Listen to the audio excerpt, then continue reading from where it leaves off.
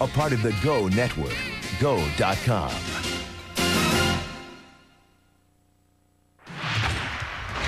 You're watching ABC's Wide World of Sports. It's a typical June day in Milwaukee. A hot sun beats down on the Milwaukee Mile, but we're ready to race. Start your engines.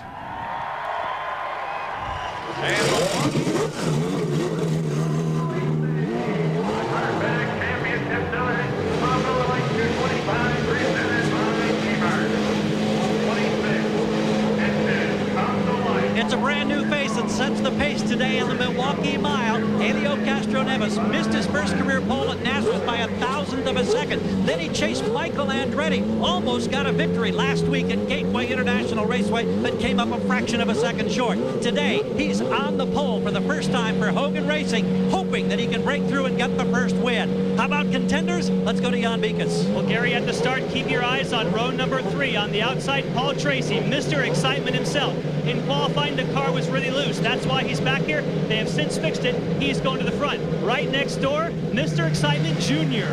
Juan Montoya. We know this guy can stand on it. In qualifying, he had a big push. They have fixed it as well. This guy's going to the front. Last week in St. Louis, the Champ Cars put on a classic oval racing show.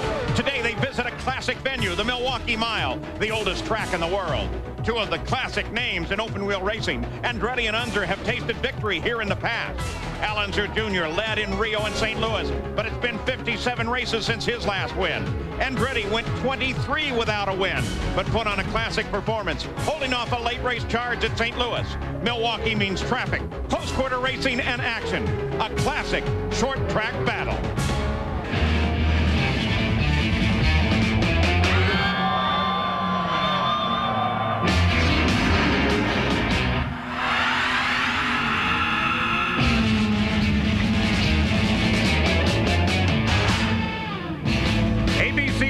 Proudly presents the cars of the Kart FedEx Championship Series on the Milwaukee Mile in the Miller Lite 225. Hello, welcome to Wisconsin. I'm Paul Page with Parker Johnstone. We want you to consider the defending champion of this race, Jimmy Vasser, the 1996 Series champion. He's a easygoing, outgoing, fun-loving race driver who has matured greatly since his championship. But this year, with a new rookie teammate, he faces a bit of an uphill battle. And for the first time in recent memory, the Target Chip Ganassi team has actually split their pits, with Jimmy's pits physically separate from Juan Montoya's. Paul, for most drivers, having a dominant force like Alex Zanardi the last 3 years would be your worst nightmare. This year, Jimmy's been overshadowed by his teammate, Juan Montoya. Jimmy's had a lot of bad fortune, but this weekend, for the first time this year, he's put his car on the front row. He won the race a year ago this weekend, and he's back, Paul, and he's determined to show the paddock he is a champion's champion. The qualifying gave us another brand new pole sitter as Castro-Neves danced for joy on taking the pole. He'll start inside the front row with the defending champion, Jimmy Vasser, starting on the outside. In the second row, it will be Greg Moore and the Scotsman, Dario Franchitti. Row 3, Juan Montoya will start alongside Paul Tracy. Back in the fourth row, Cristiano D'Amata and Patrick Carpentier. In the fifth row, Roberto Moreno subbing for Mark Blundell and Alex Barron. Row number 6, last week's winner Michael Andretti and Mauricio Gugelmin. The seventh row, Christian Fittipaldi and P.J. Jones. In row 8, Scott Pruitt and Jill DeFerrin. The ninth row, Max Pappas with a new livery on the car and Adrian Fernandez. The 10th row is Richie Hearn and Tony Kanaan. In row 11, Michel Jourdain Jr. and Al Unser with the Lola. The 12th row, Robbie Gordon and Shigeaki Hattori. And the 13th and final row, Brian Herta and Dennis Vitolo. And as we take a look at the race analysis, Parker, tires are really the key here. They are, Paul. Once again, to reduce speeds, they've gone to the small wings. The tire manufacturers, to make up for the lost grip, have come with a very soft, sticky tire. We can see that the cars can almost go 100 laps on fuel. Can they make it on tires? I don't think so. A lot of the teams don't think so. That'll be the big story today. We have to watch the Goodyear shod cars. They haven't been having the wear problem that the Firestone runners have. They'll lose grip after the first 3 to 5 laps, but it's actually the wearing out of the tires that's the big concern.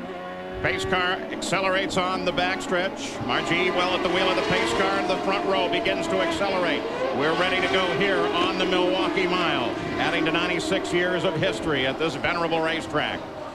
Helio Castro-Neves brings them through the corner on the 4th turn now, begins his acceleration. They've been cautioned greatly about the starts, and they waved this one off as well. Again, the requirement is that no one get a full car jump on one another. You remember a week ago they waved off the start there too, and in the drivers' meeting, Parker, and with the conversations afterwards between the starter and the front row, they said, we want you to get these starts nice and clean. They're maintaining the pace car speed until they get to the middles of turns 3 and 4. There are 2 cones there. There are some paint strips. They want the drivers to gradually accelerate from that point onward. So now coming back, hopefully for a green once again. They take a look at the lineup of the field. Lap 1, of course, counts because of fuel restrictions on the cars. They come off of the corner. Green flag comes out. Here we go now as Montoya darts left and right back in the field looking for racing room. The 2 team green cars come together and are now racing with one another. But it's Castro-Neves that takes the lead. Jimmy Vasser drops into 2nd place and begins to challenge. Franchitti then followed by Paul Tracy. And Paul, in that opening lap, Michael Andretti was 3 abreast on the outside of turns 1 and 2. He went around the outside of Carpone. Yellow flag comes out. Yellow flag comes out. And it's a quick spin. Doesn't look like contact, but P.J. Jones spun it around, and he's got a little turbo fire burning there. That'll burn itself out. That's the big concern, Paul. Cold tires with this low downforce configuration, with a lot of turbulence on the opening laps. It's very easy to get, especially on the throttle coming off the corners, and turn the car right around. We'll see if we can find out what happened to P.J. Jones. He's big sideways coming through. Oh, a big evasive maneuver there. Wow, some great driving by some of the guys in the back to miss P.J. Jones. We'll see if we can look at him one more time here. As we pick him up, he's already sideways. A great bit of driving, the fact that he caught that, Paul, but even better driving on the efforts of all the other drivers who were able, in just a split second, to make those decisions that can mean the end of your race just that quick. Yeah, just at a glance. Hearn, Hattori, Allinger Jr., all with nifty driving just to keep from getting involved with that spin. We'll take a look at the way Max Pappas saw this one. Coming down into turn 3, trying to go around the outside of Scott Pruitt there. And you can see PJ up on the high side. Yeah, boy, that's close. And I think what happened, PJ was just in that higher groove trying to get on the throttle, and the car just turned around on him, Paul.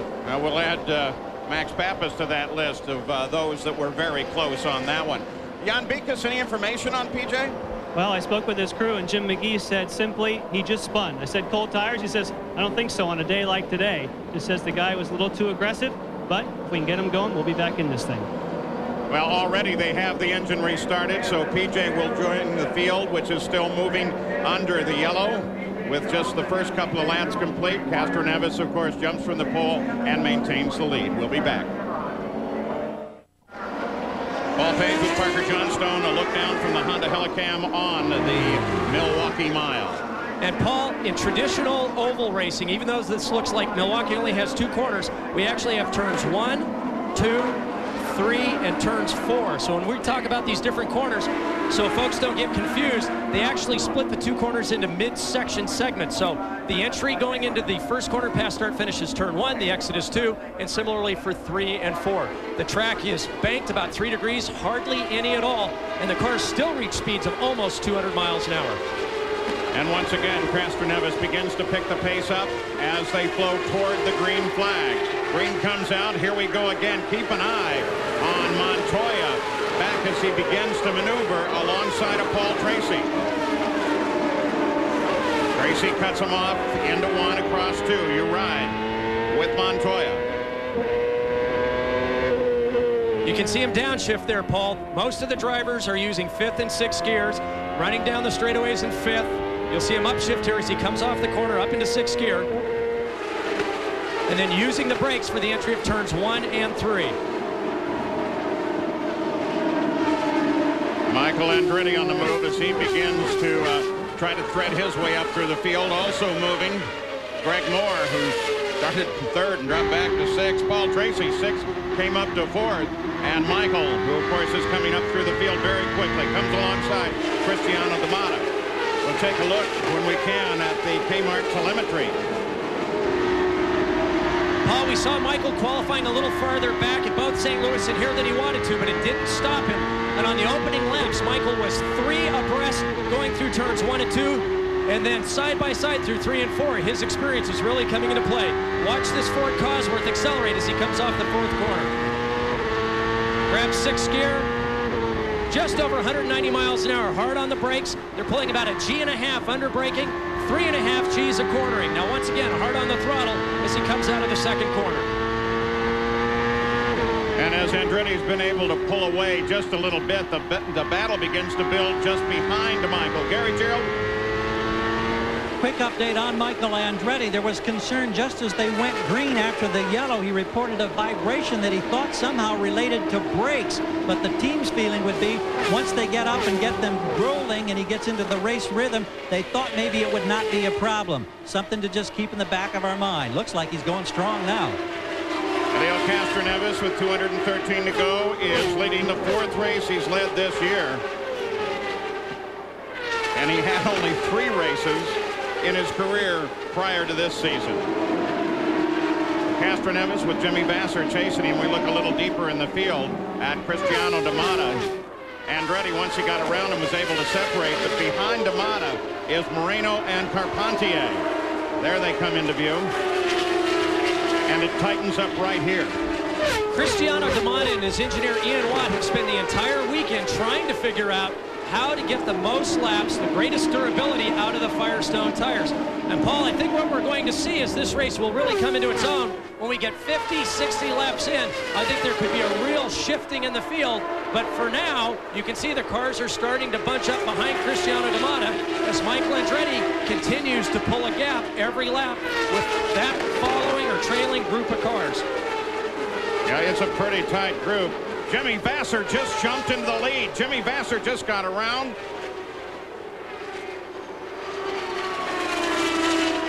As Castro-Neves comes totally off the throttle. We looked up the track for Castro-Neves. Slowed down, well off the pace. Serious problem for Elio Castro-Neves, the pole sitter and the early leader. Oh, we've got to report boost problems. A lack of boost, maybe no boost whatsoever for Castro-Neves. Great frustration here in his camp. So Jimmy Vasser just suddenly, with the slowing of Elio Castro-Neves, picks up the lead of the race, moving Franchitti to 2nd, Tracy to 3rd, Montoya to 4th. That's Carl Hogan. He is the car owner for Castro-Neves on the far right there. And Paul, it's so hard as a team struggles and fights and claws its way to the top. There's a tremendous amount of pressure on the driver. In this case, Elio Castro-Neves and his engineer, Casper Vandershoot. But once they achieve that first pole position, all of a sudden the focus and the pressure shifts to the crew. They have to make sure that they give their driver and engineer a perfect race car that's as reliable as it can be. So you know that the mechanics are on pins and needles right now as they try to figure out what's wrong with this Mercedes Mola combination. You ride with a guy who's really the key factor in the field right now. It's Michael Andretti, who has been steadily moving forward, now occupies 6th place.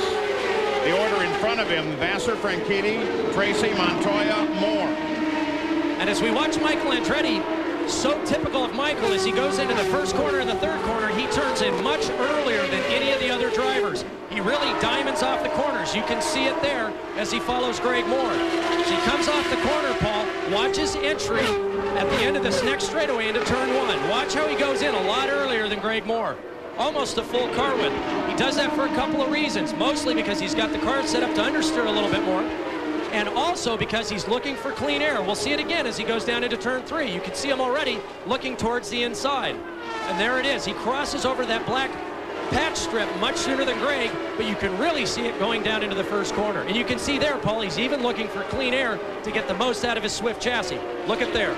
You know what is a surprise to me is not far behind this battle, remains Helio Castro-Neves, Cristiano D'Amata. Well, now Neves slows down even further. But despite having the problem, he's out there trying to keep it going. I would have thought he might have headed for the pits. Well, you would think so, Paul, but at this point, maybe they're hoping for a yellow or any opportunity to not have to service or have a look at that car under the green, but he's losing time so quickly. And one of the reasons for that, guys, is they have reduced the speed limit in the pits to 50 miles an hour for the first time. So it really would take a dire problem for someone to want to come onto pit road, because you'll lose at least one lap, maybe more. Well, now he's fallen all the way to 15th place. And further yet, as Scott Pruitt and Tony Kanaan get by, he's fallen to 18th now. Back up at the front. And I've been watching the lap times. Jimmy Vasser's been turning pretty consistent, 24.8s, 24.9s. But in trail, Dario Franchitti right now is the fastest man on the racetrack, nearly a full half a second quicker, running 24.3s, 24.2s. And I think he's really trying to close that gap up. He's about 2.6 seconds behind, but on that last lap, Jimmy Vasser responded with a lap equally as quick as Dario Franchitti. Castro-Neves there on the inside as traffic continues to string around him. Michael Andretti just got around Greg Moore. So Andretti now up to 5th place. Look back through the field. Here comes Tracy with Montoya. They are overhauling Brian Herta, who moves to the outside. But they begin to fight too.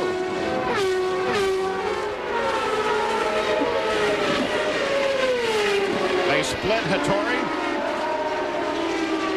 who is actually battling right now with Brian Herta, who, remember, started well in the back of the field, did not have a good qualifying nor a good weekend to this point. Well, Michael Andretti, the key factor, while hop in the swing and enjoy everything up over the track as well as the action on it. We'll be back.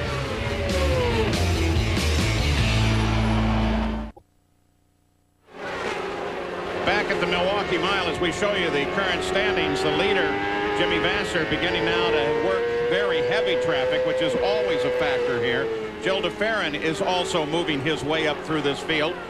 DeFerrin started well back, now runs in 14th place. There he is, and that's part of this whole tire story that should play out during the day. Well, it is. I think Gil DeFerrin and Alex Barron, who's 2 slots in front of him, are the 2 cars that, as these laps wind down on these Goodyear tires, could really prove an interesting section of the race, because the Goodyears are getting better wear. They don't have the initial grip of the Firestones, but as they encounter traffic, we should see DeFerrin as well as Alex Barron starting to move forward. But I still think it's going to take another 20 or 30 laps before we really see them make their move. On the 29th lap, now on the 28th, P.J. Jones came in for a stop, changed tires. Jan Beekes.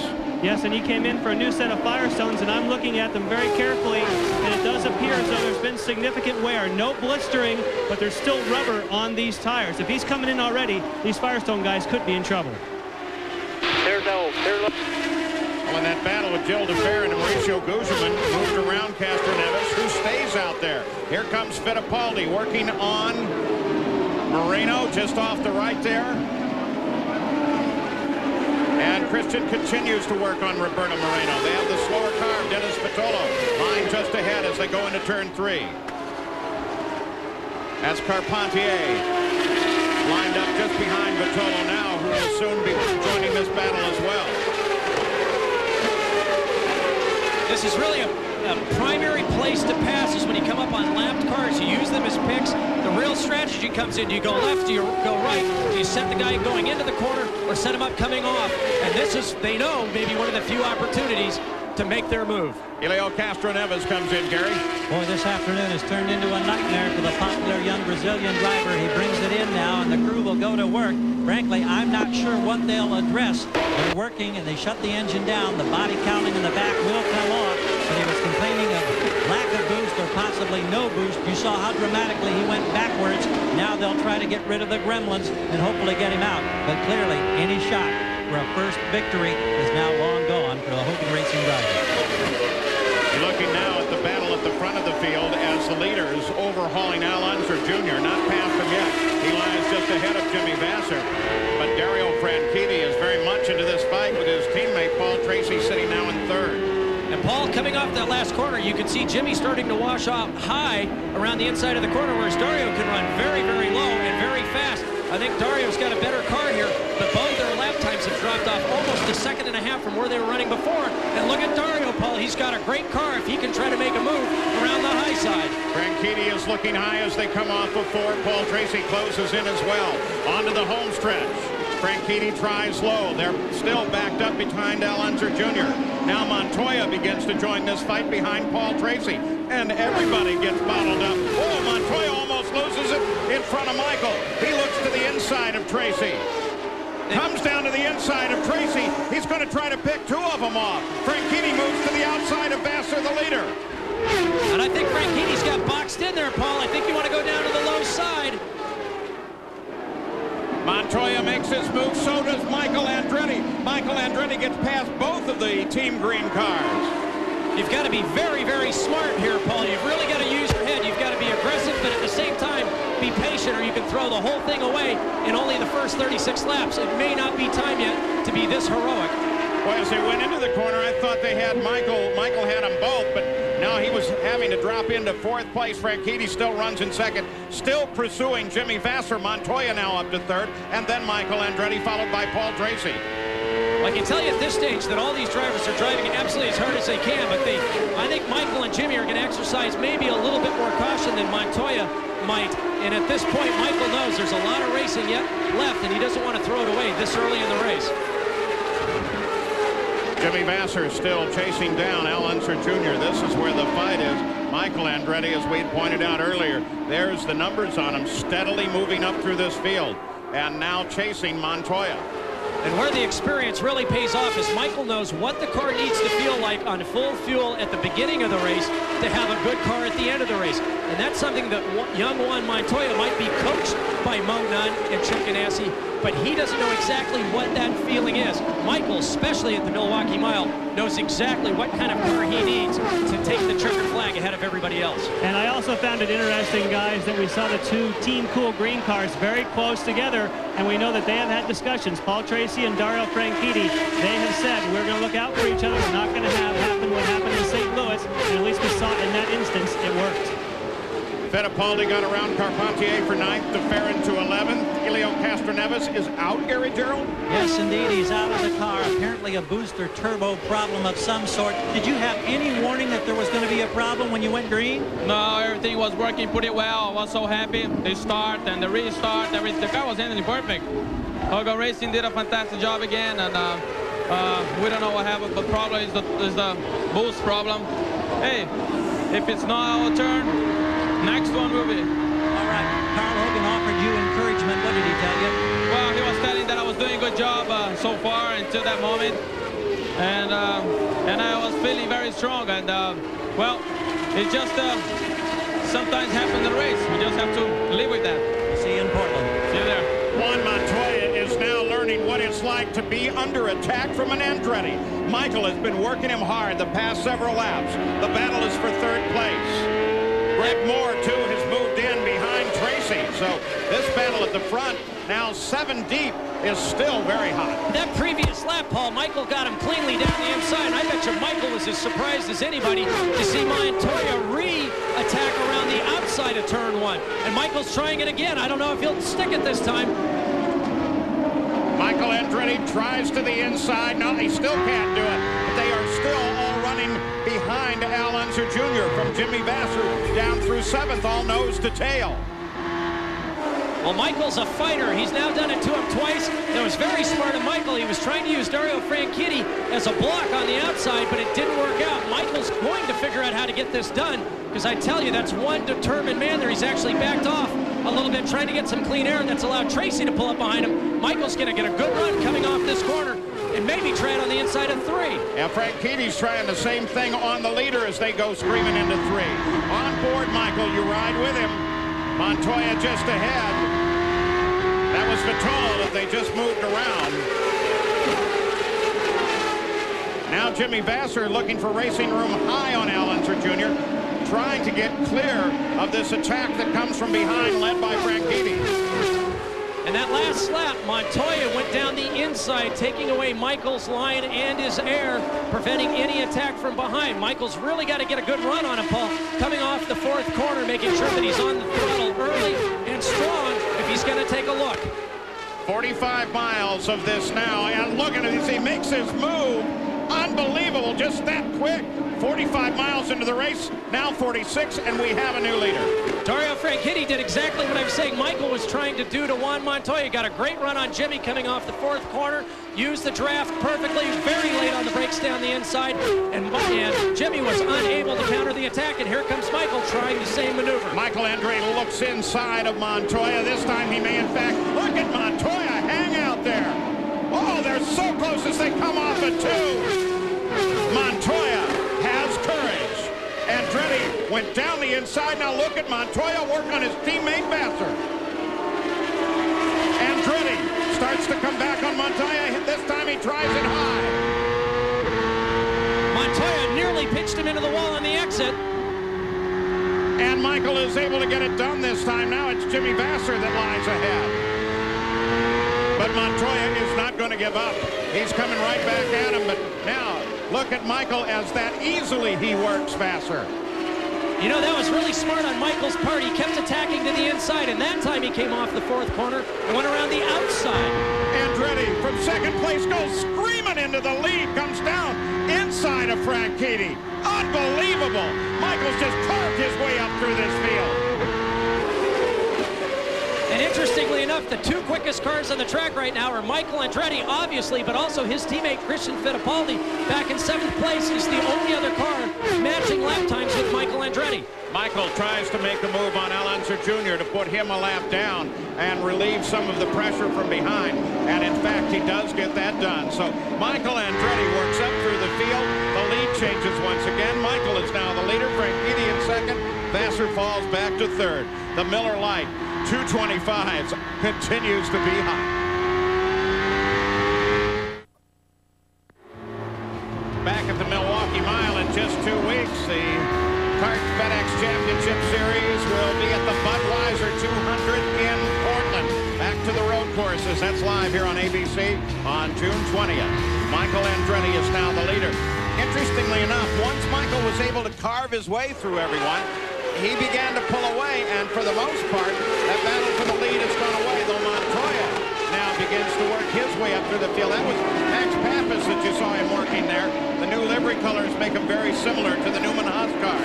Let's go to Jan Vikas.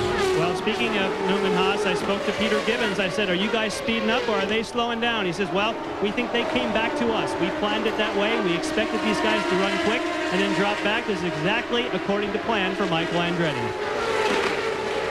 So Andretti and Vasser now in pursuit. Whoa, very close move to the inside of Al Unser Jr. As Paul Tracy tries to close and come in, he wasn't able to get around Al Unser Jr. Take a look at the upper left-hand corner of your screen. Those on the move right now with Andretti the most obvious. And Paul, it's about that point of the race. They're 55 laps in now. And just as Newman-Haas thought, it's not the fact they're going faster. Everybody else is starting to drop back. Christian Fittipaldi works on Greg Moore. Can't get it done there. These Swift chassis are working extremely well. It's the first time since 1992 that Cosworths have been shut out of qualifying. But come race time at Milwaukee, it doesn't make any difference. Things happen so fast here that if you blink for a moment, you go backwards so fast you don't know what happened. You're watching the battle for 4th, or for a 6th, Moore and Fittipaldi. Jan Vikas.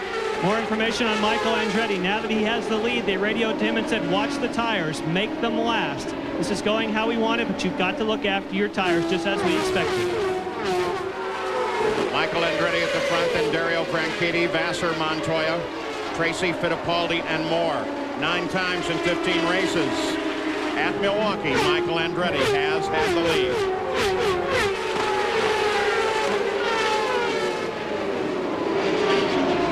Fittipaldi. Moore hanging back just a bit on him now, maybe looking for a run. P.J. Jones closes tightly on Moore. Not a battle for position, but P.J. would surely like to try to get laps back. And even though these 2 corners look similar, Paul, it's difficult for the drivers to get the car set up. We've got a wind blowing from the turn 1-2 area. which make the cars naturally a little nervous, a little loose going through that section. The cars pick up a lot of understeer going through 3 and 4 with a trailing wind. The wings on these cars don't care about how fast the cars are going over the ground. They only care about airspeed. And if you've got a 15-knot wind increase in one direction, it can adversely affect the handling of the car. And also, from a driver's perspective, these two corners drive very differently. And it's a team like Newman-Haas that has years and years of experience that can go back and adapt that experience to the Swift chassis and these Firestone tires, of which they've had very little test time here at Milwaukee, to get the most out of that combination. And in the hands of Michael Andretti, it's a golden combination. Here's Dan Gurney's All-American effort that we've been watching the last couple laps. Alex Barron with that beautiful eagle painted on the nose of his car.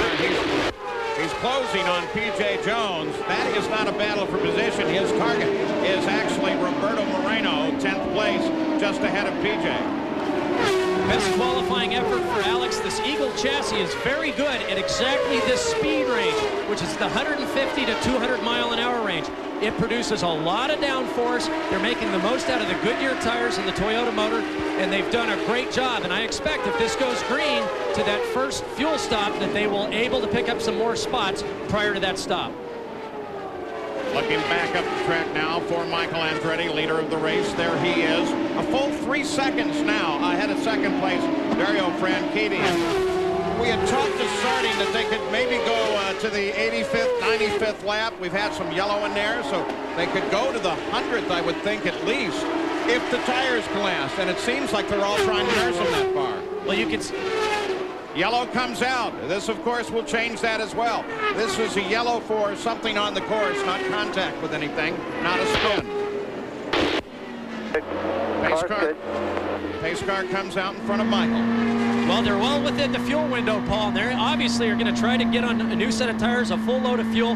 This is the first opportunity for the drivers to really get any changes they want done to the car, either a stagger change, air pressure change, or a wing change. And we'll see by what changes are made during these pit stops who's happy and who's not. I imagine Michael might do some very small fine-tuning. The rest of the paddock may be making some major changes. Field slows behind the pace car, 63 complete, 225 new distance here at Milwaukee, with Michael Andretti as the leader, followed by Franchitti, Vasser, Montoya, Tracy, and Fittipaldi. We'll be right back. Back on the Milwaukee Mile, Paul Page, Parker Johnstone, the field still behind the pace car, waiting for the pitch to open as we are under caution for debris on the course. Almost all of the crews have laid out, anticipating the leaders coming in. The leader, of course, is Michael Andretti, and he turns down on pit road toward Jan Bikas. And of course, now they're going slower than they ever have before. 50 miles an hour is the speed limit. 51, you're going to get a black flag penalty. You'll also see many of the crews are going to be wearing helmets today, including Michael Andretti's crew. The Bell helmets were given to all the teams. Over 100 have been given away. Michael comes to a stop, and they're going to go for 4 tires. They're not planning on making any changes.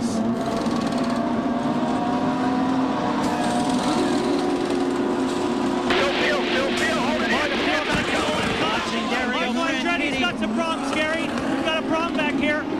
We have a crew member that has been hit for Michael Andretti, and thankfully he was wearing a helmet.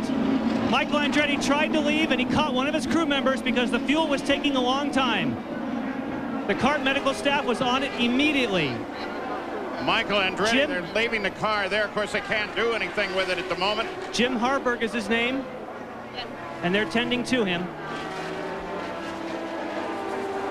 And Paul, watching that, you can see the fueler and the vent man were still attached. It looked like Michael grabbed first gear. Sometimes the clutches get very hot and the cars start to creep, which is what we saw. If you use the brakes, the engine ends up stalling. I don't think there's really a lot that could have happened. It looked like the clutch just grabbed without anything Michael could do. And unfortunately, it took down one of the crewmen. But with this new helmet law that will be in full effect by Cleveland, a lot of the teams already wearing those helmets, it could be a real saving grace today.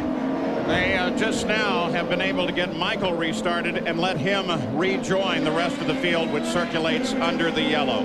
Fortunately, the CART Safety MR10 team was right there. Todd Coulter, Roy Spellman both jumped right on that situation and began to administer aid. We'll be back with more in the Miller Lite 225 right after this. This Wide World of Sports update brought to you by Mobile One. Nothing outperforms Mobile One. Well, welcome back to the Milwaukee Mile. We've just seen the third of the situation in a simple week where a crew member has been involved in an incident with the car during a pit stop. Fortunately, they are beginning to mandate helmets for the crews, and fortunately in this case, the person involved had a helmet on when Michael Andretti, not his own fault, was trying to get out of the pits. The clutch would not engage properly, was pulling the car forward, and the incident occurred. Now, Jan Bikas has more of an update for us. Yes, I do. The team was telling me who was involved, and in fact, they were mistaken. It is the vent man, Ty Manso, who is the one who is injured. So obviously there was quite a bit of confusion here. The team had misidentified him. He was certainly moving on his own, but they have immobilized him, which would be the standard course of action in something like this. And this accident is identical to what happened with the Walker team. Dave Stevens was run over almost in an identical fashion, and the reason is they are trying to leave as soon as they possibly can. But the guy who works the vent and the air jack has to lean over the car, and if you take off too soon, it's hard for that guy to get out of the way. And Michael Andretti still circling the course as the leader under yellow. You may remember, too, a week ago, Dave Stevens for Walker Racing was involved in an incident, and the good news is that he is okay. Now, we have another situation that has developed during this long caution and this incident, and that involved Dario Franchitti, who, as he left the pits, got entangled with some of the equipment of Paul Tracy just ahead of him. You see him there snag the air hose on the wrench, and as a result, the officials have sent him all the way to the back of the line. So at the front of the field, two separate incidents affecting Michael Andretti and Dario Franchitti. Gary Gerald?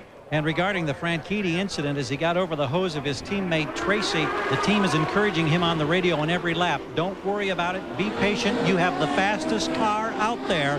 Now, however, he's got to work from the back of this long line to try to get back into contention. And we'll be back with the restart on the Milwaukee Mile right after this. Okay, you're the new driver. You need a new car. Yeah, I'm looking for a speedy one. Juan, just your style. You think so? A little work and this baby will purr like a kitten. Are you sure? Vanity mirrors. I don't know, I want like a red car. Hey, I like this one better. I see checkered flag. Hi, I'm Jimmy Vasser. Something in a sedan? And this is Juan Montoya. Juan, this is a real deal. They don't make them like this anymore. He's right. Are you sure Sonardi started out this way? Trust me. You're watching ABC's Wide World of Sports. Back on the Milwaukee Mile, we've just taken the green. Paul Tracy is the leader, but that's Juan Montoya in second place. Jimmy Vasser in third after the shakeup during the yellow flag. And Tracy tries to pull away from Montoya and is successful. He's done a very nice job there, Paul. He's got a lot of pressure after the incident last weekend riding with him.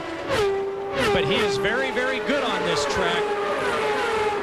Back behind first through third, you can see from time to time, Gil DeFerrin is being attacked by Roberto Moreno. Now, this is an answer to a black flag penalty as a result of that situation in Michael's pits. And the combination of the two have taken him well out of the competition and dropped him down to 21st position. At the front, Tracy Moreno still working on DeFerrin for fourth. Christian Fittipaldi just behind them, then Greg Moore and Adrian Fernandez. Michael rolls back onto the course. And Paul, on virtually every lap under yellow, Michael was on the radio to his crew wanting information about the injured crew member. You could just tell the tone in his voice that he was really distraught in the cockpit.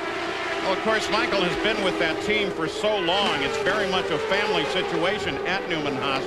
You can imagine how he must feel. And Paul, it's become so competitive on the track that everybody is pushed to the limit, not only driving and engineering, but also getting those pit stops done. Now, as Jan said, some incidents are caused because they get in a little bit of a hurry. The driver tries to leave. Sometimes he gets waved out a little bit soon. But in Michael's case, that was simply an overheated clutch because of the shifting that goes on this oval. And the car was creeping. If he would have tapped the brakes, it would have stalled the engine. He thought he had enough time to clear everyone. As they finished the fueling, it just didn't happen. And at the very last instant, the clutch engaged completely. Not Michael's fault, a mechanical problem, not a crew chief problem. And of course, we gave you and you saw our initial impressions of that incident. We'll wait now for the official word to come from the CART Medical Center and get an update. But last we heard, there was some movement, some conversation going on, so that at least seems like an initial good report. Here is Dario Franchitti as he begins to come back through the field. Remember, he was sent around to the back as a result of running over his teammate Paul Tracy's air hose, as they came out of the pits. And the reason for that and why they take it so seriously is if you would hook that air hose, which is braided internally, it would become a giant rubber band with about a 15-pound air wrench on the end of it, but when it snapped back could easily do a lot of damage. Jan Beekes?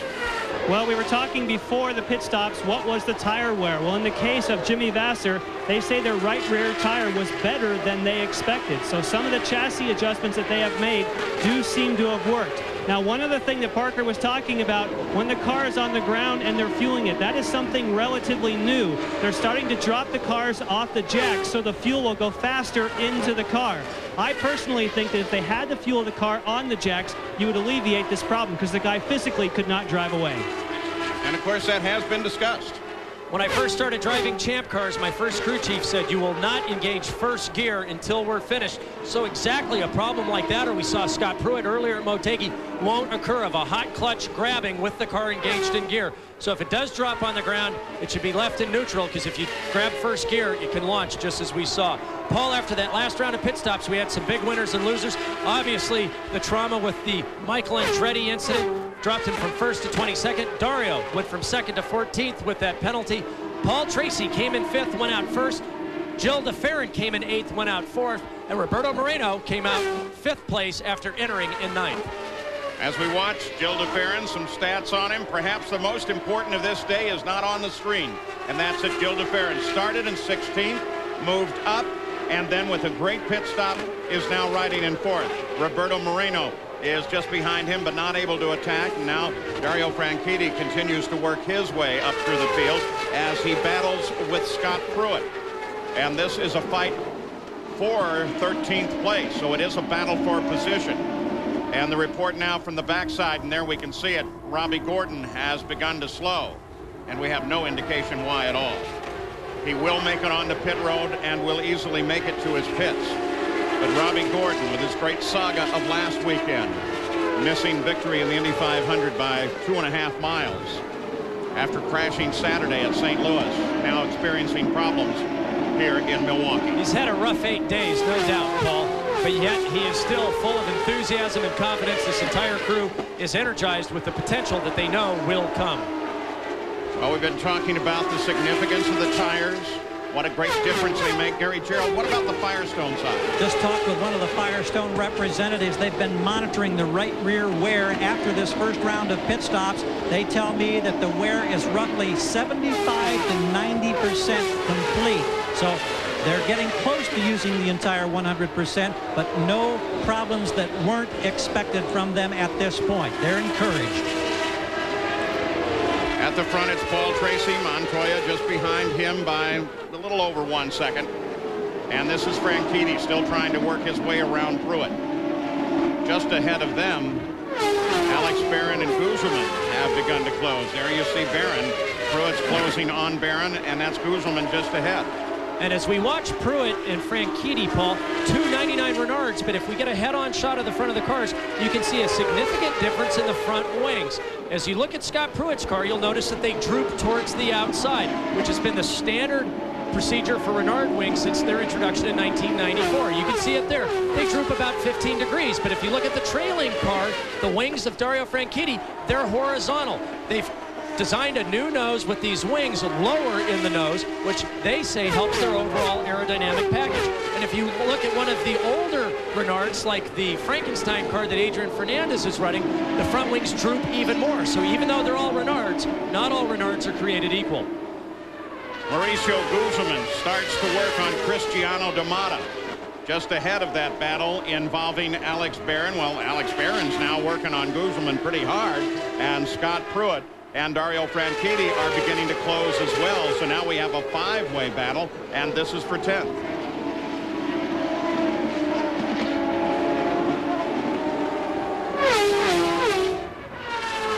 It's very difficult here if you're Mauricio Gugelmin or Alex Barron. You have a lot of turbulence, even though this is a relatively low-speed course. They're going through the corners at about 145 miles an hour and trying to find a place to stick the front of the car to get clean air over the front wings and through the under tray is very, very difficult. About 70% of the overall downforce is created from the underneath the bottom side of the car that we can't see. But you'll watch Mauricio trying to go to the inside of Cristiano looking for that clean air. You can see it there. And as long as Cristiano leaves the inside, he's going to leave himself under attack from Mauricio Gugelmin. He's got to go down the inside and take that air away. Otherwise, Mauricio will figure out how to time his attack on Cristiano to take over that position. Well, Robbie Gordon's crew still hovers over his car, but it doesn't look like Robbie Gordon is going to go much further, Jan. No, and he's looking carefully to see what they're going to be able to find on the car. Robbie, what happened? Started smoking really bad down in turn number 1. I don't know if it's electrical, what the problem is, or we sprung a leak. Went in turn 1, made a weird noise. All of a sudden, all kinds of smoke just started coming out inside the cockpit. Yeah, they're looking inside the car. They actually took the seat out. So did it come into you in your seating position? There was no heat, a lot of smoke. Don't really know what the problem was, unfortunately. You know, we were pretty strong this morning. Lost our lap early in the race. We're trying to fight back, but that's the way it goes sometimes. Boy, you've had a tough couple weeks. Thanks. Well, you saw Franchitti as he began to work his way through after getting around Pruitt. Now works on Alex Barron. Coming up through the field. In the meantime, up at the front of the field, Paul Tracy, the leader of the race, but Montoya has begun to close in. He sits just about a half a second back, but from time to time pokes right up under his rear wing. Gary Gerald? A lot of traffic concerns upcoming for Paul Tracy. Just checked with Barry Green. He said we were absolutely thrilled with the tire wear on the right rear after Tracy's first stop. He's being challenged and challenged strongly by Montoya as they head for turn 2. But Barry Green is happy. He said we're still concerned about tires. He said it's tougher now to try to conserve tires when you're in the lead. Maybe Parker, you could address that situation.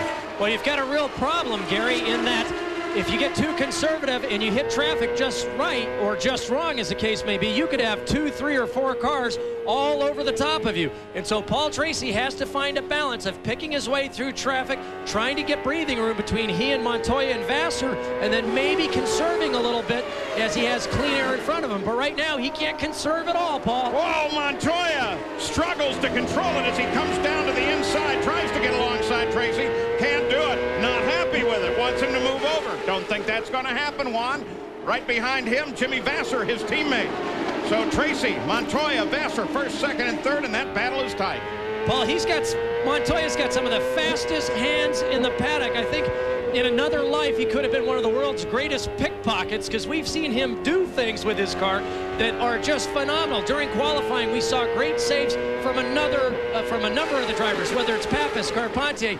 But on a regular basis, lap after lap, Montoya hangs it out farther than anybody else on the circuit today.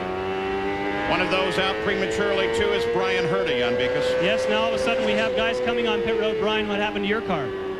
Well, we struggled all weekend, Jan, trying to find a balance and couldn't get it hooked up. The car was way loose in the race.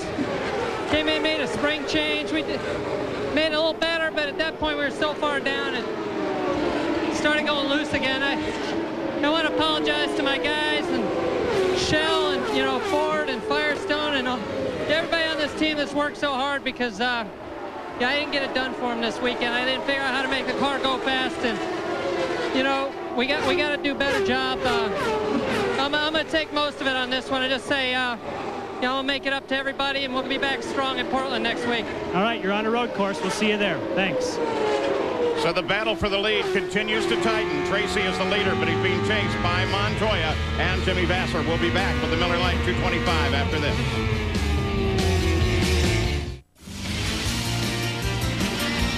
Today's coverage of the Miller Lite 225 is being brought to you by Honda, proud sponsor of the 1999 FedEx Championship Series, and by CD2 Automotive Performance Products. And on the Milwaukee Mile, Jimmy Vasser was able to move past Montoya and now past the leader, Paul Tracy. Very quickly, Vasser is suddenly looking hot. That was amazing, Paul, in a very short amount of time. I'm not sure exactly if the car came right or Jimmy just said, now is the time to get it done. Vasser vaulted past Montoya. A great move, going wheel to wheel, throwing wheels at him. He went with that same momentum past Tracy. Now he serves up Allenser Jr., putting another lap on him. Jimmy is on fire. And look at this line that Montoya has been using the past few laps. In turn 2, coming much higher than Paul Tracy or Jimmy Vasser for that matter. But Vasser overhauls the lead. Jan Bikas? Well, in the first stint, Paul, he was very loose in traffic, so they changed the tire pressures on that first stop, and they say that has made a world of difference for Jimmy.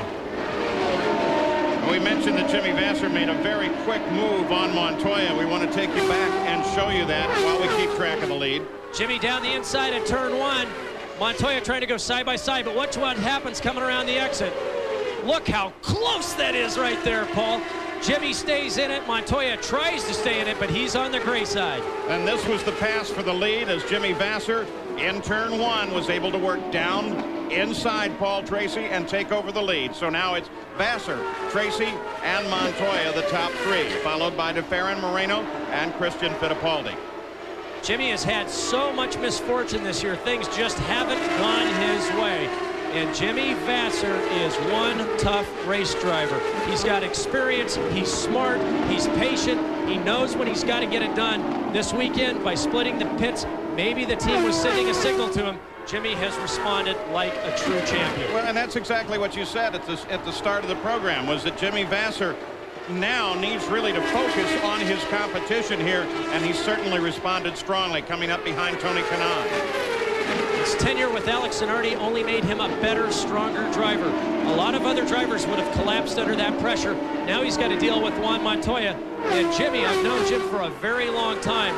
He is very, very strong inside. And it just shows that when it gets going, when it gets really tough, he just rises to the top. The stats on Jimmy Vasser with 8 years in the series and, of course, his championship in '96. A driven young man, a pleasant young man from up San Francisco Bay Area. Jimmy also knows what he needs to get out of this car. He made the corrections that he needed to. He and his engineer working together to get the balance right in traffic, as Jan talked about. And this is another team like Newman Haas, his Target Chip Ganassi team, knows how to get the car working well to get to the checkered flag. Dario Franchitti, early leader, now working his way through the field, got around Alex Barron, then around Mauricio Gugelmin. Now those are cars that are off the lead lap, so they don't count, but here comes Franchitti working his way back, now running in 11th. He's looking at the back of P.J. Jones, but as you said, P.J.'s already a lap down, so Franchitti's next target on his climb back up right now is Patrick Carpentier. At the halfway point in the run now, the cross flags being shown at the starting line with Jimmy Vasser as the leader, followed by Tracy and Montoya. 112 laps, new race distance this year. Wanted to give the fans a little more action. They were going so fast and the race is running out quickly. But at the same time, of course, the rules makers changed the aerodynamic construction on the cars so that it slowed their overall lap speed in qualifying to the record, which is up at about 185 miles an hour. Weren't even close to it, qualifying in the 165 range. Well, consider last year, Paul, that Patrick Carpentier did his qualifying lap nearly flat out around the entire track. Flat through 3 and 4. He had just a tiny lift going down into turn 1 and 2. And this year, they're on the brakes and downshifting. So it shows you how dramatic that change has been to the aerodynamic configuration of these cars. We're watching this three-way battle, D'Amata, Gugelmin, and Barron. We look at the Kmart telemetry on Mauricio Gugelmin as he closes up behind D'Amata. Barron closes behind him. These three cars have been locked in a battle for quite some time. If we get a look at the front of Gugelmin's car, Paul, we saw it debuted back in Nazareth. The nose strakes, the little platypus extensions on the front of that car, looking for more downforce towards the front of the car. A development that was initiated by Pac West. Some of the other cars we saw run it at St. Louis. Some other people tried it here. Once again, as I said before, not all Renards are equal. Everybody looking for that extra advantage. And now the leader comes in behind this battle and is in big traffic. And Montoya has been able to make a move on Tracy. On board the leader, Jimmy Vasser, you ride with him. Montoya is now 2 seconds behind him, and Paul Tracy is right behind Montoya. Look how smooth Jimmy Vasser is compared to some of the other onboards that we've seen, Paul. Watch how gentle his initiation of the steering wheel is into the corner. Any feedback that you see there, his hands moving, simply feedback through the front wheels, through the suspension, back through the steering column. But look how relaxed his hands are, how nice and open they are. Watch how smoothly he turns into this corner and then just holds that long arc all the way out to the exit. It's difficult here coming off of turn 4. That white wall has no markings on it. It's very easy to lose your depth perception and to get a good reference point as you come off of turn number 4. This is the first race that Jimmy Vasser has led since his win at Fontana in California last year. Working on Alex Barron. Barron currently occupies 13th place. And Dario makes his move now, comes up to 10th place. So Franchitti's still coming through. He's second. There's third. There's the top of the field. And you ride for the moment with Max Pappas as the Miller Lite 225 rolls past the halfway point with Jimmy Vasser as the leader. The FedEx St. Jude Classic coverage on ABC Saturday, June 12th. Live from the TPC at Southwind in Memphis, Tennessee. Now, the yellow has come out. Shegi Hakiatori got it into the wall and just barely bounced it off with the right front, but it did pretty severe damage to the right front. And as a result, the yellow comes out, and most of the field has decided to come in. Jan Bikas. Including the leader, Jimmy Vasser. They're expecting to make no changes. Just going to get the tires on. They'll drop it off. Oh, they're keeping it up a little longer, so maybe they're concerned as well. Gary? His mid-exit, Montoya gets a wing change. Montoya's going to beat his teammate out. He gets in front of Vasser. Vasser throws a hand in the air in disgust. He'll be second in line. So Jimmy Vasser loses the battle of the pits and loses the lead of the race to his teammate, Juan Montoya, as the yellow comes out for Shigeaki Hattori. In our Toyota Spotlight, we focus on the action while we've been away. Jimmy Vasser and Montoya came into the pits under a yellow for Shigeaki Hattori, who brushed the wall with his right front. But Montoya's team further down the pits were able to roll the car faster, and Montoya took the lead with Vasser in second place. Now back to the action. There are first and second, Montoya and Vasser. And for the last several laps, they have been stationary relative to one another. Gil DeFerrin, with a great run, is now up in third place. Paul Tracy is fourth. Christian Fittipaldi fifth. And Roberto Moreno, another good run, sits in sixth. Let's go to Jan Bikas. Paul, we were talking about the pit stops for both the target boys, and Jimmy Vasser radioed in under the yellow saying, I think that we lost the spot because of pit position.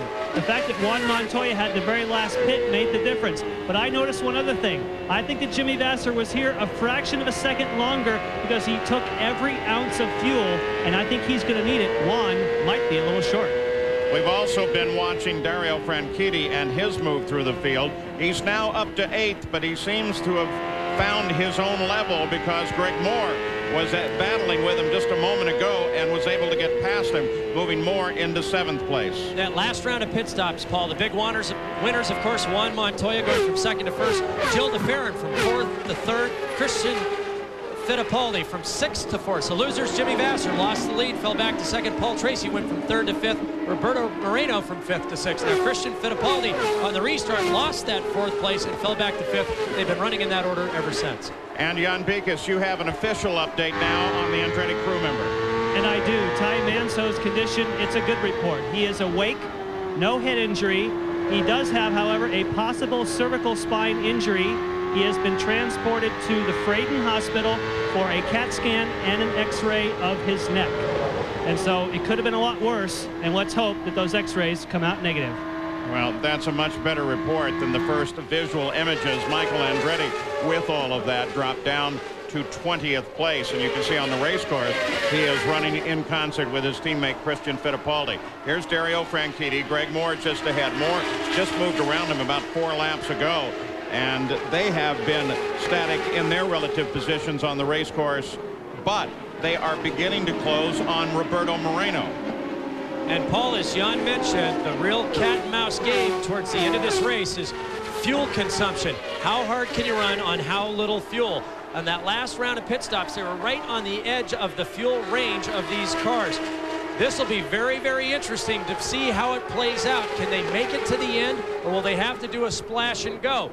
Right now, these guys are driving absolutely as hard as they can, using the least amount of fuel possible. The only hope is to go for the other strategy, crank it up to full power and hope for a yellow where you don't lose track position, assuming everyone else is going to do the same thing. In the early going especially, it's been very busy at the front of the field as we look at the laps led. Jimmy Vasser right now with the most, but well, there's still some room to earn that extra point for leading the most laps here. And Franchitti, who of course was an early leader, ran over the hose of his teammate Paul Tracy and was moved around to the back of the field. Still trying to work his way forward, but kind of locked right there in 8th place. These cars are so equally matched, the drivers all so good.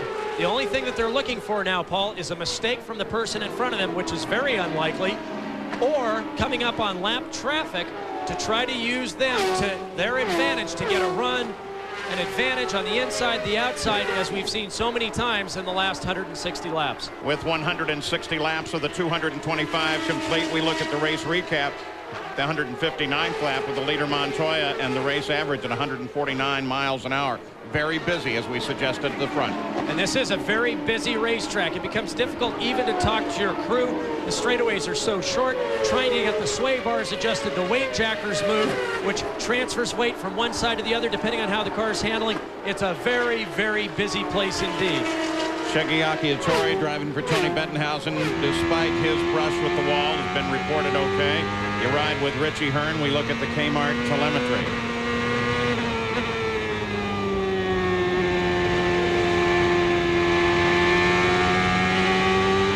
You can hear how long it takes him to pick the throttle up coming off the corner. Richie Hearn in his 99 Renard. They just took delivery of their car after St. Louis. They've traded their Renards for their Swifts. Their Swifts going to the Robbie Gordon team. Richie Hearn's engineer Steve Conover having his hands full trying to get this car developed in a very short period of time without any testing. And Paul, they're running the new Toyota Phase 6 engine this weekend, the first Toyota team to do so. Whoa, big moment for Richie Hearn coming off the corner there. Almost takes her out to the wall, gets it back under control. Richie Hearn runs 18. And it's so hard for a driver when a car starts to go loose, Paul, to hold on to it. It's very easy to get discouraged. We saw earlier Brian Herta retiring his car because the car was so loose. I've made the mistake here in the past of having a very quick car, but a car that's gone loose. And instead of doing the wise, mature thing and pulling in and dropping out, I continued until I got in trouble. Brian Herta, a difficult circumstance. He came in. Richie Hearn trying to tough it out, trying to hold on to that new 99 Renard. Looking down from the Honda Helicam, Fernandez-Carpentier battle. This is a fight for 10th place. Fernandez still using that Frankenstein conglomeration of 97, 98, 99 Renard parts. Their new car will be at the next race in Portland. Adrian can't wait for it to show up. The view from overhead, the Milwaukee Mile, a true oval. We call them 1, 2, 3, and 4 in terms of turns, but there's really the south end, turn 1 and 2, and the north end, turn 3 and 4. Back taking a look at DeFerrin now. Paul Tracy working on him. This is a battle for third. And that tire story continues to play. Goodyear v. Firestone. One theoretically able to go a little bit further. That would be the Goodyears on the DeFerrin car, but certainly the Firestones holding their own. The question, too, this point to run becomes, with 59 laps to go, that of fuel. Gary Gerald? Paul, we didn't think the fuel would be a factor because these teams get such great mileage now with the small wings on the short ovals. Many of them getting well in excess of 2.5 miles per gallon. But the fuel scenario for the target cars driven by Montoya and Vasser is going to be very much a factor. The general consensus now in the Montoya camp is he will have to make a stop in these remaining, 58 laps or so. Jimmy Vasser, meanwhile, is being told try to conserve just a little bit. If he can do that, there is the opportunity for him to go all the way. So, two different camps. Their pits are split, as you mentioned, for the first time in years, and two totally different strategies for the remaining laps. You know, that's an interesting report, though, in light of the fact that we had noted the care that Jimmy Vasser's crew took getting the fuel in it, and both cars stopped on the same lap. So we'll see how that plays out within the Target Chip Ganassi team between Montoya and Jimmy Vasser. So now with 169 laps of the 225 complete, the battle is again at the front. You're watching ABC's Wide World of Sports. Tonight, 7 o'clock, ESPN2. You like the diggers, the drag racing? Well, Kenny Bernstein is defending top fuel champion in the Fram Route 66 Nationals. Coverage tonight on The Deuce. For more, log on to ESPN.com, part of the Go Network. Go.com. Back at the Milwaukee Mile. Teammates, Juan Montoya, the rookie. Jimmy Vasser, the veteran, defending champion here of the race and former Kart Series champion in second place. Jill DeFerrin with a terrific run for Derek Walker's team, sits in third. Paul Tracy sits right now in fourth place, followed by Christian Fittipaldi. And Paul, the word has gone out to Paul Tracy to conserve fuel, so he's also in that mode where he may not be able to get full effectiveness from the power plant, trying to avoid a late race pit stop. Well, Paul, they all have Honda power plants up front with Montoya, Vasser, DeFerrin, and Tracy. You've got 4 Hondas, a little different strategies between teammates Montoya and Vasser.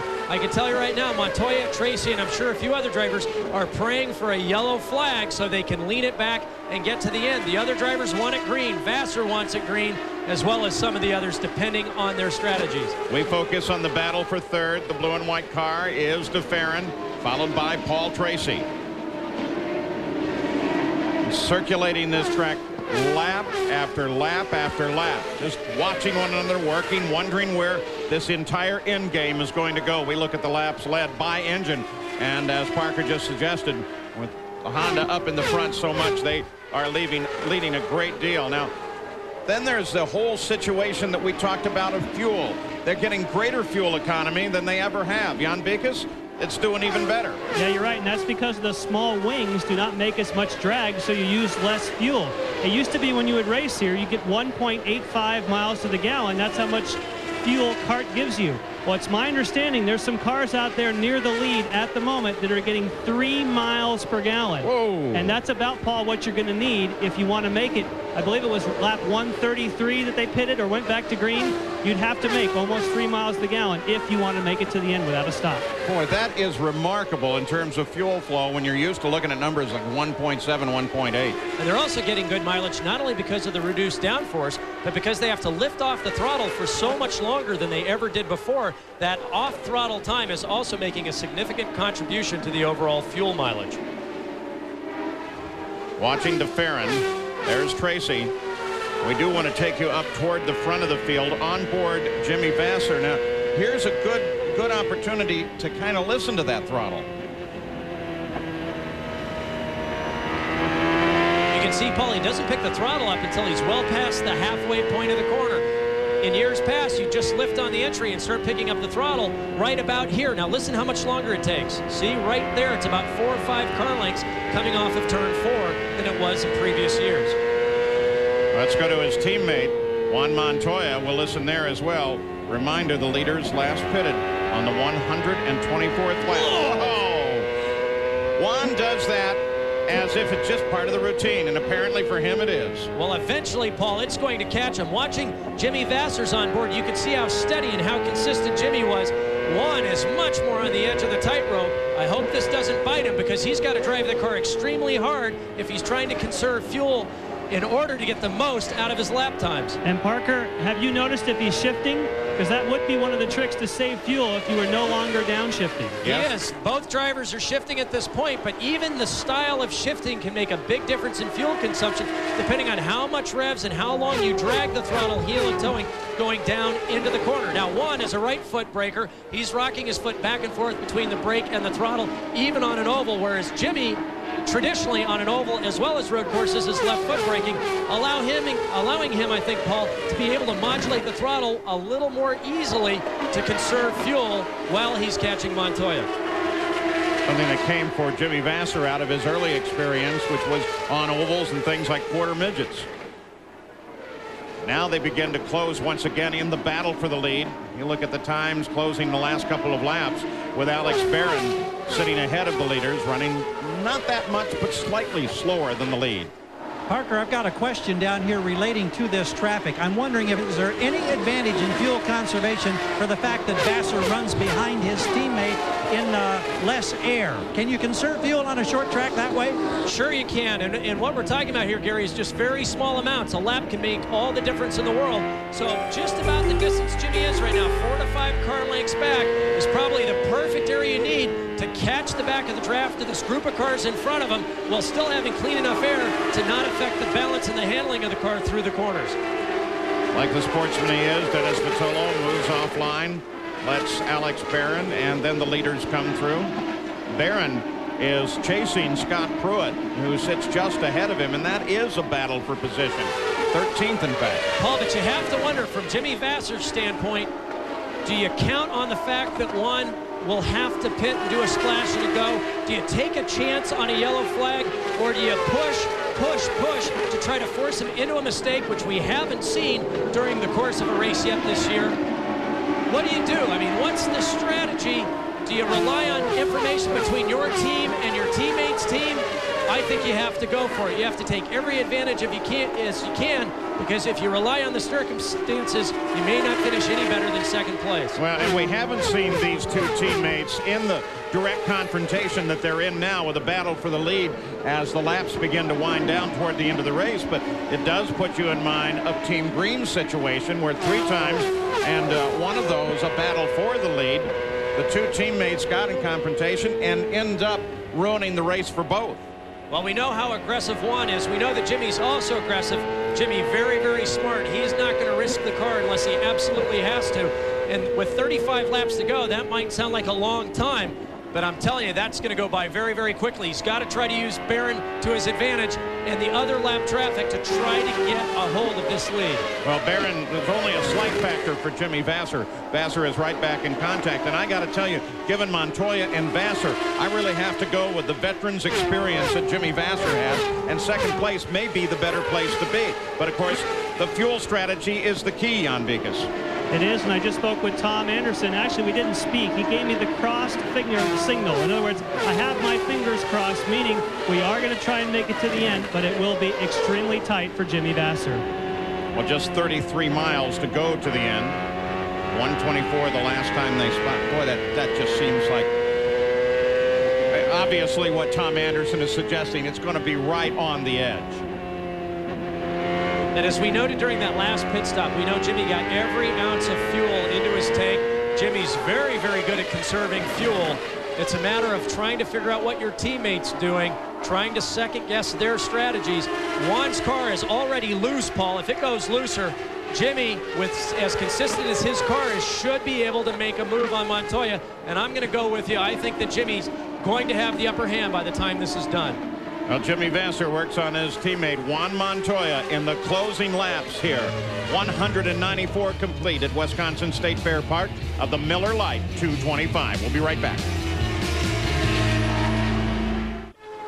Back on the Milwaukee Mile. Nothing has changed since we left you. To still Montoya, followed by Vasser, DeFerrin, Tracy, Fittipaldi, and Moreno. But as we run to these closing laps of the race, the fuel very definitely a critical concern for the top 2 cars in the field. And we are also going to check with everyone else in the top of that order, because the theory that I'm operating on, with everybody stopping on lap 124, pretty well puts the next refueling at the 224th to the 225th mile. And Paul, if you're really thinking out there, you're going to have the car on as lean a setting as you can during those yellow laps before we went green. You're going to try to take every advantage of traffic you can to get a draft, as Gary had brought up. But now that they're right in the thick of traffic could be more of a determining factor than fuel itself. For Paul Tracy, he's using 6th gear as much as possible, trying to drop those revs just a bit and conserve fuel that way. So hard to try and conserve fuel and yet remain in the heat of a battle. And that's what makes this racing so interesting, Paul. It's not WWF on a Thursday night Nitro special. It's a chess game. It's these guys driving absolutely as hard as they can, getting the most out of the chassis while trying to be as gentle and as careful with the engine management as they possibly can. Yeah, in their own way, the champ cars are very subtle.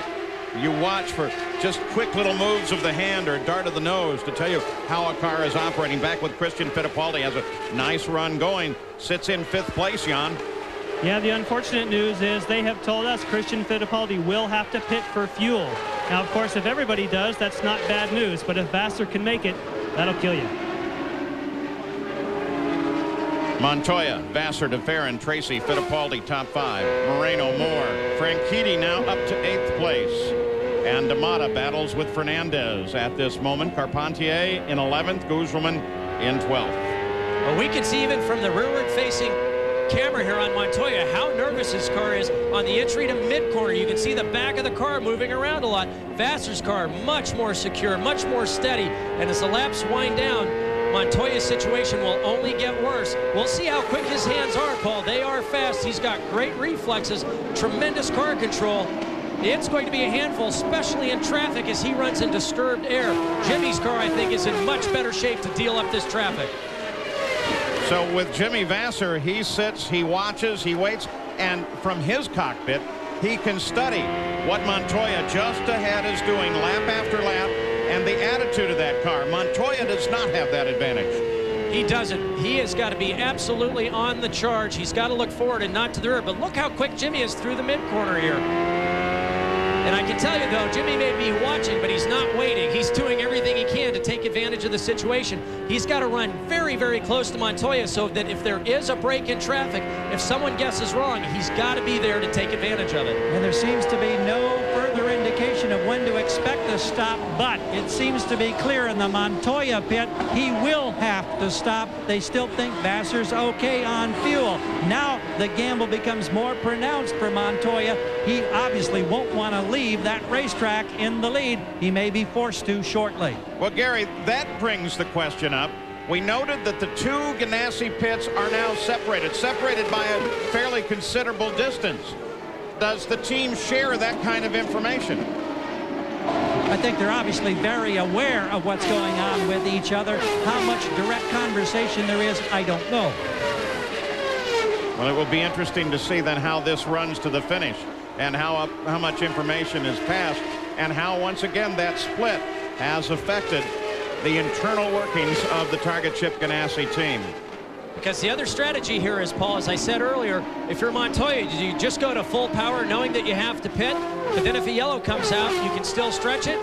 Or do you try to conserve, hoping that you don't have to pit, hoping for something else to happen? It can go either way. You go full power and take your chances, or you better off, I think, being in Jimmy Vasser's position, knowing that you can make it, pressuring your young teammate into a mistake, or at least to use more fuel than's necessary to get to the end of the race. So the battle in the Miller Lite 225 continues to be up at the front with Montoya and Vasser. Jimmy sitting back there looking to make his move on his teammate Rookie. Today's coverage from the Milwaukee Mile of the Miller Lite 225 has been brought to you by Miller Lite, the great taste of a true Pilsner beer. By FedEx, proud sponsor of the 1999 FedEx Championship Series. This Wide World of Sports update brought to you by Mobile One. Nothing outperforms Mobile One. Well, back at the Milwaukee Mile, nothing has changed on the track, but we have had a constant battle for the lead throughout this day. It started out with Castro-Neves on the pole and taking the early lead, and then P.J. Jones got in trouble. Everybody went for every position to try to get around him, and everyone got around clean. But that's created an interesting battle at the front of the field. And it has shifted the leaders constantly throughout the day, made it a fuel battle. And now as we go back and join the action live, here is Montoya. Montoya comes onto the pit road and goes for fuel, Gary. It's a splash. It's a time stop. No new tires. He's gone. Had him just under 5 seconds in here. Well, the suggestion was that would happen, and the first indication we got was that Tony Kanaan's crew laid out. and began a refueling process. Now Gil DeFerrin comes in. Jimmy Vasser, of course, assumes the lead, but how good is the fuel in Jimmy Vasser's car? Well, Paul, we've got 15 laps to go here. I thought at least they'd get a little closer to the end before they had to come in. Yellow flag comes out at the starter's stand. Situation over in turn 1, and that is Roberto Moreno sideways on the course. Looks like he just spun to that point. The tracks don't go up all the way to the wall, and there's no obvious damage on the car. Paul, we saw contact in turn 1. I believe they bumped wheels with one of the Newman Haas cars. I thought it was Christian Fittipaldi. Exactly. That's who it was. Christian Fittipaldi got against him. Thank you, Gary. So you've got to be hating life if you're Gil DeFerrin or Juan Montoya at this point, Paul. That's the worst possible scenario you could have. You drive that far, you lead, and then all of a sudden, as you come into the pits, this happens. Jan Beekes, what about Jimmy Vasser now? Oh, there was a huge cheer down here when they saw the yellow flags. And you know what? They are acting like they might bring Jimmy in and give him some fuel. So they may have been this whole time telling us they could make it when, in fact, they weren't sure if they could. But pitting under yellow versus pitting under green obviously will be a major advantage for Jimmy. If they thought they were close and they hit this yellow, he should be able to make it to the end now. Yeah, but it does mean that he is going to give up some track position if he does that. Well, exactly, Paul. And then you have to wonder whether we've been used in this whole strategical battle. Oh, that'd be a shock. Yeah, that'd be a shock, huh? Because I'm starting to think if Montoya came in that far from the end of the race, how close could Jimmy be? We saw DeFerrin come in, and now it's a track position battle because Montoya's got enough to get to the end. If he stayed on the lead lap, and we'll find that out in just a minute, if he was able to stay on the lead lap and Jimmy came in, he'll line up behind him, which will make it very, very interesting. And Gil DeFerrin got out in front of Juan as well. You know, we suggested you're talking 124. Here comes Vasser coming into the pits. 124 the last stop. They're trying to go to 225. Oh, boy, that was a long way. And so I think you just have to do the simple math. Right, Jan? Well, here is the answer to our math quiz, and that is that Jimmy Vasser is going to go ahead and take the fuel. Boy, it didn't take long. 3.3, and he's out of here. I think they lied to us, Paul. Paul Tracy, though, stayed out, so we'll see what Paul Tracy's situation is. He's leading behind the pace car. This is going to be a nice sprint to the finish. 213 complete. And when they come back, they'll see that green flag, and we'll find out how truthful Tracy is and what Montoya, Vasser, and Moore can do. Paul Tracy, the leader of the race. We're anticipating a green flag here with a sprint to the finish. 219 laps complete, 225 the distance. Paul Tracy has 7 cars that separates his lead position from the second place car of Greg Moore. Tracy answers the green flag. The question now, can he make it to the end? How much fuel is on board that car?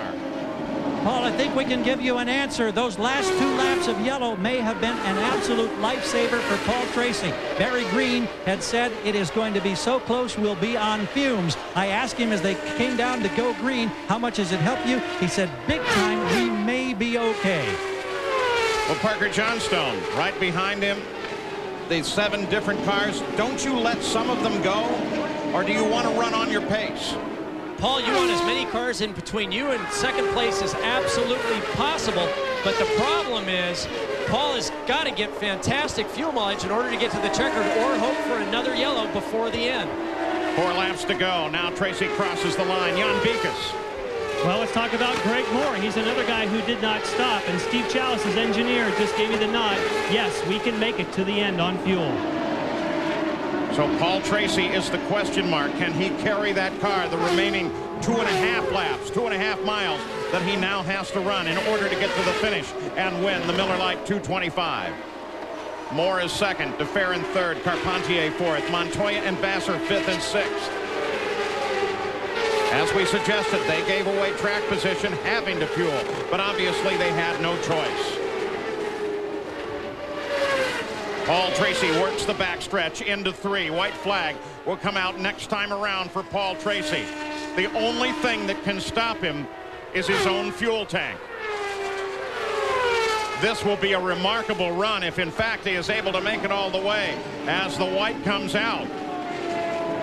And if, in fact, he would run out, how far can he coast? And can he coast and still keep everybody back? We've seen some races end exactly that way. Rick Mears, Johnny Rutherford ran to the finish that way. But now, fourth turn.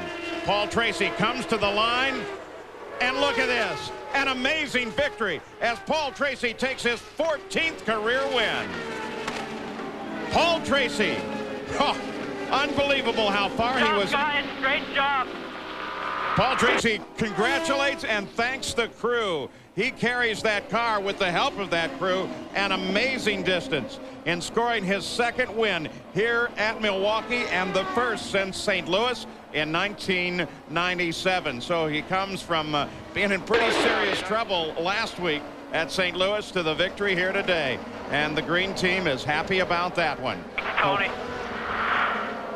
Paul Tracy, we're trying to listen to his radio, and it's being pretty quiet considering. We'll give you the unofficial results while he rolls to a stop. Tracy, Moore, DeFerrin, Carpentier, Vasser, Montoya. Boy, for Montoya and Vasser, who were such a factor at the lead a little earlier, what an interesting change of circumstance toward the end. And pit strategy, teamwork, fuel conservation all played a huge role in the outcome of this race, Paul. And it's so good for Paul Tracy. He's had such misfortune the last few years, and today it finally all came together. So Paul Tracy savoring the moment, Gary Gerald. Indeed he is. He comes out. The helmet comes off. Congratulations are offered by Greg Moore. Here comes the presentation of a beautiful piece of hardware, actually glassware, for Paul Tracy. The crew now engulfs their driver, and Milwaukee pandemonium as Paul Tracy has repeated a victory. A hug and an embrace from Barry Green. And Paul, the fuel game in the last few laps was oh so critical. How scared were you? Well, I was. My fuel light was on. Fuel pressure warning light was on for the last 5 laps, and I just can't believe it. We've worked so hard on this team with Cool and Klein and everybody and the whole crew and Tony Sakali, and I just got to thank everybody for the chance that they've gave me. Paul, after what happened a week ago at St. Louis when you got into contact with your teammate and then the meeting, and I know tensions and concerns had to be high, what does this victory now mean to you? Oh, I'm just so happy. I mean, for the whole team. I mean, Dario's had a big string of luck going, and we've just had the short end of the stick for a long time, and you know, the crew stuck with me and the whole team is stuck with me, and I'm just glad I got the job done for them. A 14-time career winner, a second time at Milwaukee. Congratulations. Nice to get off of 13. Yes, indeed. Jan Beekes. Well, much different emotions down here for Chip Ganassi and Target Team Ganassi. Tom Anderson, you just said you think you may have cost Jimmy the race. Oh, I definitely cost him the race, Jan. There's no question about it, especially with the yellows as long as they were. We had enough fuel to go, and Jimmy had the car. I mean, Jimmy and Julian had everything working right. They had the Firestone tires living all day, and the Honda was leaned down, as proved Tracy did with the Honda engine. So, you know, I cost our guys the race today. There's no question about it. Tough luck. Some personal courage out of Tom Anderson to take the heat for not one, but 2 drivers who would have been in the battle. Here's the way the points go with 7 races complete, and Juan Montoya still holding on to the lead in that points battle, but it remains